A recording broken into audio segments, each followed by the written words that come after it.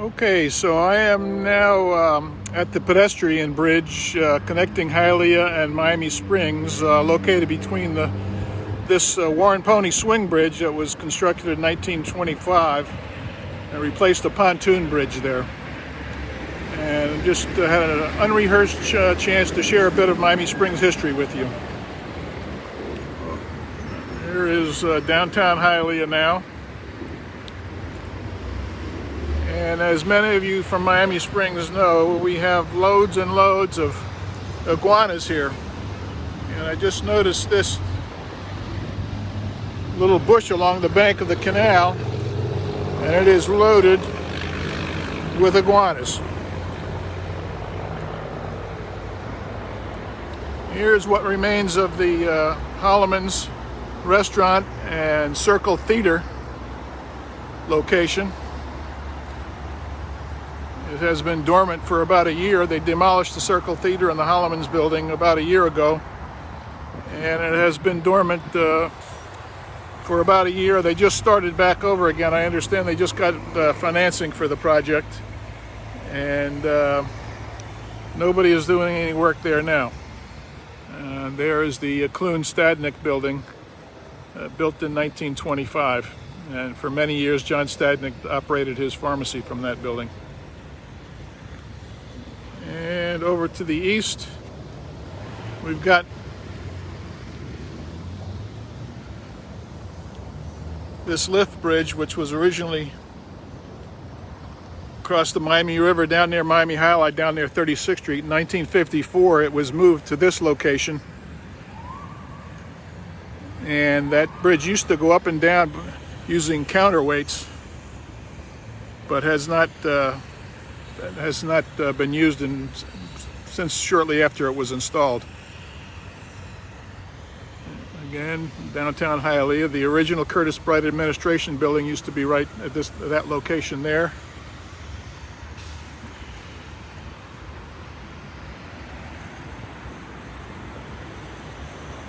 Good morning, Penny. This was an impromptu live video, unrehearsed. I'll just walk around a little bit and share some of this location and history with you. We're going over close to the lift bridge, and there's all kinds of iguanas. I see some Egyptian geese, and they even have a baby with them, a couple of babies. They had a bunch of babies here a while back.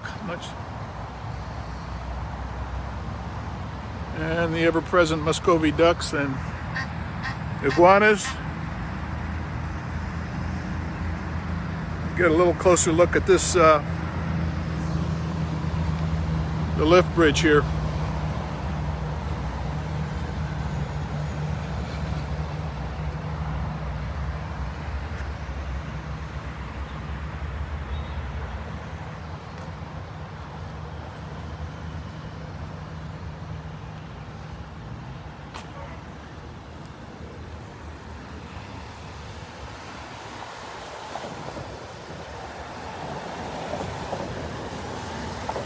So this cell tower here used to hold a huge and beautiful American flag, but a few years ago they determined that those electric lines there interfered with it coming up and down, and apparently there was a similar location elsewhere that lost their power to the area when the flag came in contact with the electric poles.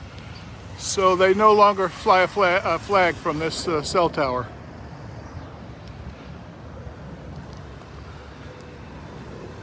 And this, which for many years was a parking lot for the Circle Theater and behind Holleman's, was the location for the Curtis Bright, the new Curtis Bright administration, which replaced the one in Hialeah in 1925.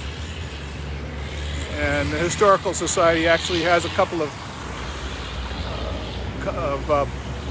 clay tile blocks that this building was built from in our collection.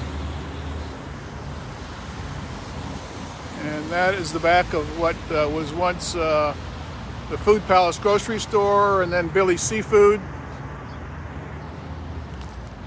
Coming over to Hook Square. This used to be called Curtis Square.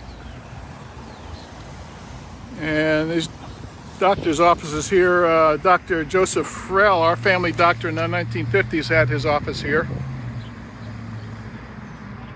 And some of you may remember Joe Pepe's Italian Gardens, which was here, and before that it was Quinty's Italian Restaurant. And there over on the south side of South Royal Poinciana Boulevard used to be Brundid's Volkswagen, and then for many years Barry's Cleaners.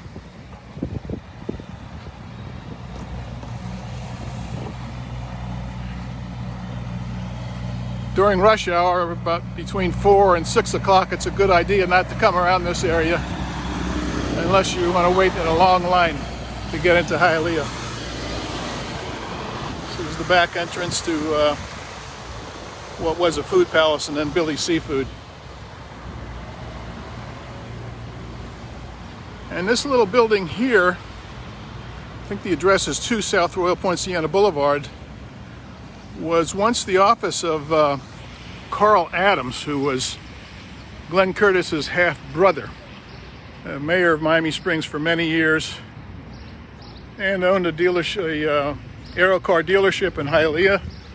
His Everglades construction company built all the roads in Miami Springs and Hialeah and Opelika. And he lived in a mansion that's still there on Hunting Lodge Circle. Coming over to the circle now.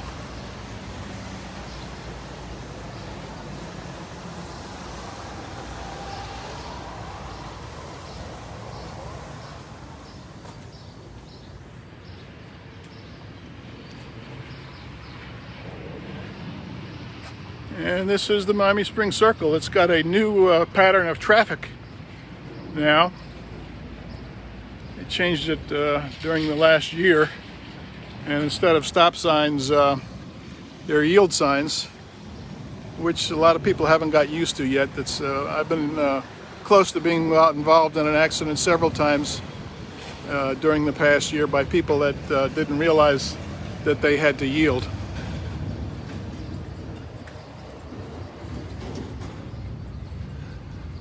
And the Circle Barbershop that's been here for about 70 years. And they're still in business. I've been getting haircuts there since Mr. Baumhoff did it in the early 1950s.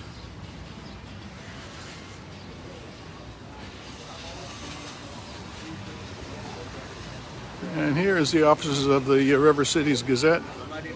Tom Curtis does a great job in putting out a newspaper. Before that, River Cities Gazette, the home news, was our local paper. And here we're going through in front of what was Stadnick drugstores, and then Johnny's Luncheonette. It is now Paco's Way.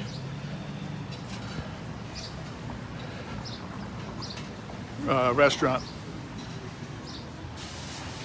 And there's Starbucks, was once a Pools menswear, and then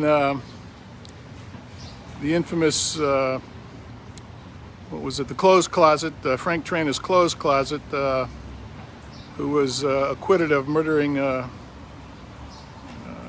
lady in the I guess it was the 1960s, putting her in a garbage can and putting her in the Miami Canal. But he was found, he was acquitted of murder charges because he had a good attorney.